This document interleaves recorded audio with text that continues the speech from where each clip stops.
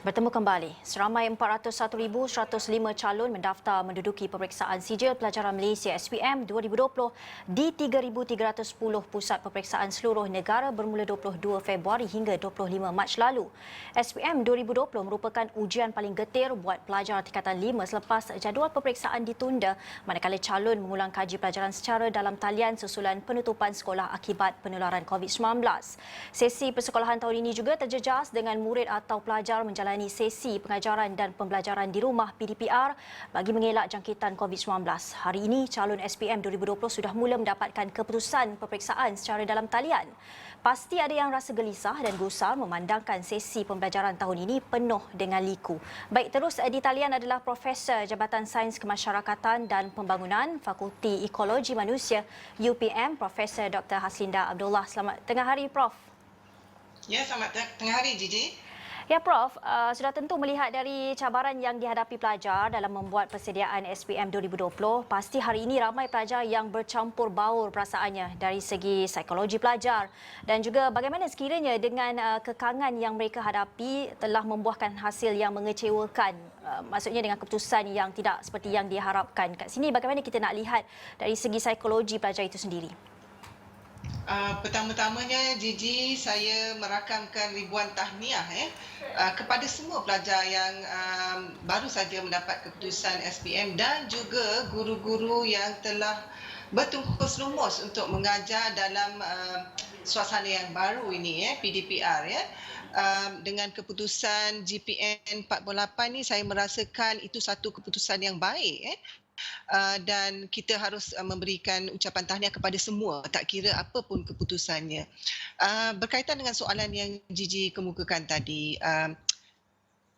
pada saya kita hidup ni merupakan satu perjalanan, dia bukan satu destinasi.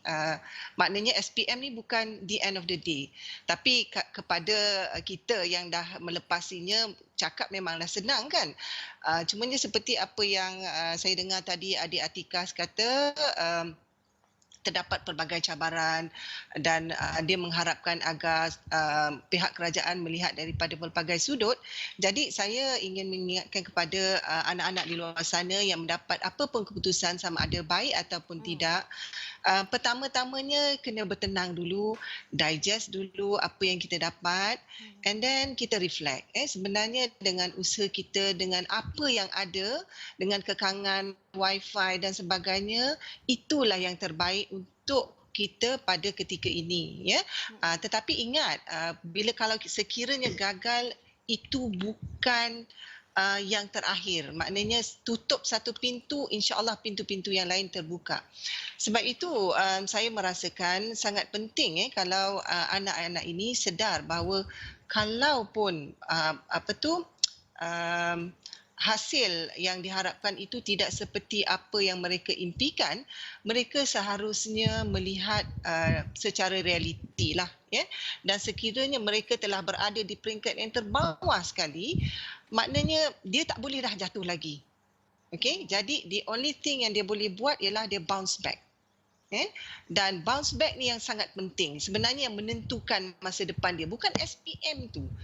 Boleh je you dapat keputusan cemerlang dan you relax, you tenang sampai you tak ada rasa nak apa-apa.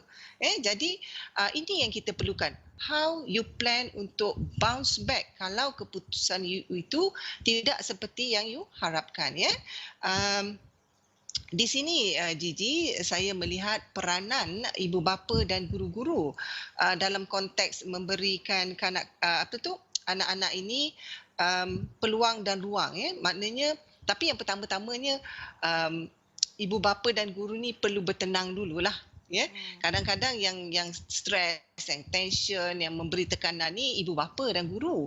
Especially kepada anak-anak yang di sekolah yang memang top, yang memang sentiasa mendapat dia punya GPN dan sebagainya tu yang bawah daripada 2, ini yang akan memberikan tekanan yang berlebihan kepada anak-anak ini. Jadi pertama-tamanya parents dan guru kena bertenang. Duduk sama-sama. Kalau sebagai ibu bapa, duduk sama-sama, lihat apa yang anak-anak dapat, lihat kekuatan mereka.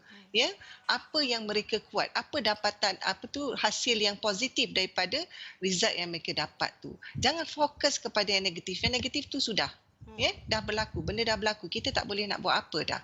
Jadi fokus yang positif, cari kekuatan mereka, sama-sama duduk dengan anak-anak, explore peluang yang ada. So bagi parents yang tak ada pengalaman atau kelengkapan, pihak sekolah merupakan tempat terbaik untuk mendapatkan pandangan. Di sini saya melihat peranan kaunselor sangat penting, yang mana pihak kaunselor kena bersedia dengan link-link peluang yang ada dari segi kemahiran dan sebagainya. Especially sekarang, peluang sebenarnya bukan lagi pekerjaan-pekerjaan yang seperti yang tradisional, seperti doktor, lawyer, engineer dan sebagainya. Sekarang ni online punya peluang sangat banyak. Jadi explore perkara-perkara ini dan bagi pendedahan kepada anak-anak yang baru saja mendapat keputusan peperiksaan SPM yang baru-baru ini, ya. Itu pada pandangan I lah, Gigi, ya. Ya. Prof, memandangkan kita akan ada lagi satu peperiksaan besar SPM era pandemik tahun depan. Adakah Prof berpandangan Kementerian perlu ambil satu lagi pendekatan secara psikologi dalam memberikan persediaan dari segi mental kepada pelajar-pelajar ini? Sudah pasti, Gigi. Tapi sebenarnya pihak kerajaan kena memberikan persediaan dari semua sudut, bukan saja daripada psikologi. Psikologi itu memang sangat penting, tidak saya nafikan. Tetapi medium-medium yang untuk supaya ilmu-ilmu dapat dicapai oleh anak-anak ini perlu juga diperkemaskan.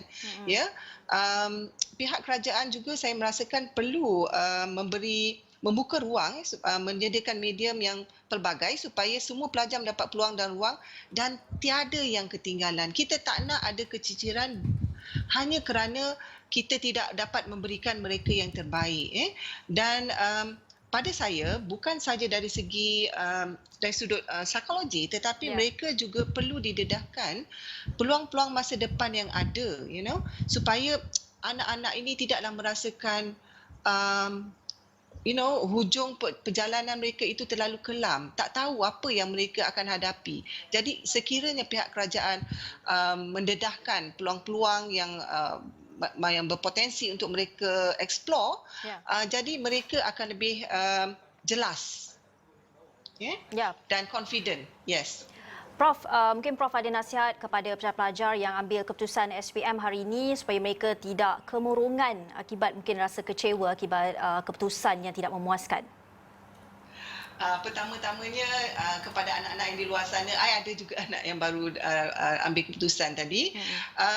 Bertenang, bersyukur dulu dengan apa yang ada, sebab pada I, you all memang sangat hebat. Dan kalau keputusan itu kurang merangsangkan, elok kalau tidak melayari media sosial. Tutup. Kalau boleh tutup, tutup. Sebab ia hanya akan memberikan tekanan yang berganda kepada you all. Jumpa dengan pakar dan guru untuk mendapatkan nasihat, serta jangan compare dengan kawan-kawan yang ada. Sebab mereka mempunyai keperluan yang berbeza. Jadi, dan ingat, pasti ada cahaya di ujung sana. Ya.